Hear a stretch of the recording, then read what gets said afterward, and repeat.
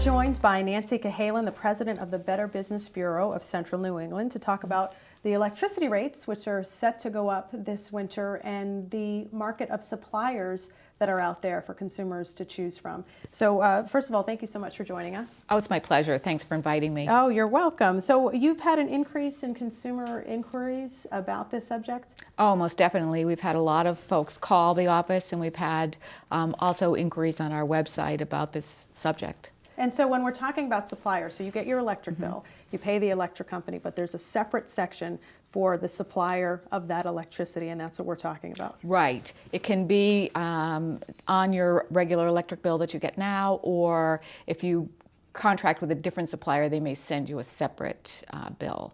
But there is such thing as a supplier. And so do people, I mean, can you go out and look for that, or are these suppliers actively now going out there and trying to get new business? Well, they seem to be doing a lot of soliciting right now for new business because of the anticipated increase in the rate. So, but you certainly could look for a supplier on your own. Okay, and what do you advise people to do if they are contacted by another supplier?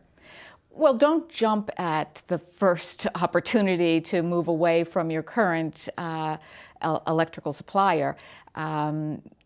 You really need to find out if there's an introductory rate. You need to get everything in writing and then check it out. If they're reputable, they're going to give you plenty of time to do your homework and think about it before you sign. Okay, and you also have to make sure that they're licensed in the state of Yes, Massachusetts. you do. The state of Massachusetts requires a license, and you can check with the Department of Public Utilities or contact your Better Business Bureau and check out the supplier, and we'll look into that for you. Okay, we certainly don't want to discourage people from saving money, right? You want people to shop around, but there is that potential, as you had mentioned, to get burned. Right. What have you been seeing? Well, we've seen a lot of activity, a lot of new entries into the market, and whenever we see something like that, we get a little concerned about it because we've got, it's the same situation when there's a big storm, new entries into the market to provide services, and we don't know that much about them because they've come from out of state. So really people have to do their homework. Yes, they really do. And it's not just with these particular types of suppliers, but you also mentioned solar energy. Tell me what's going on there. We've seen a real increase in that activity as well. And they're going door to door, trying to get folks to sign on to solar.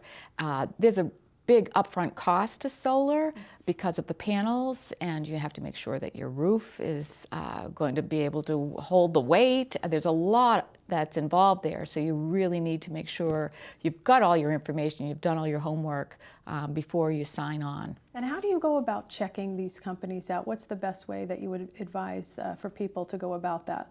Well, I would suggest that you check them first with the Better Business Bureau.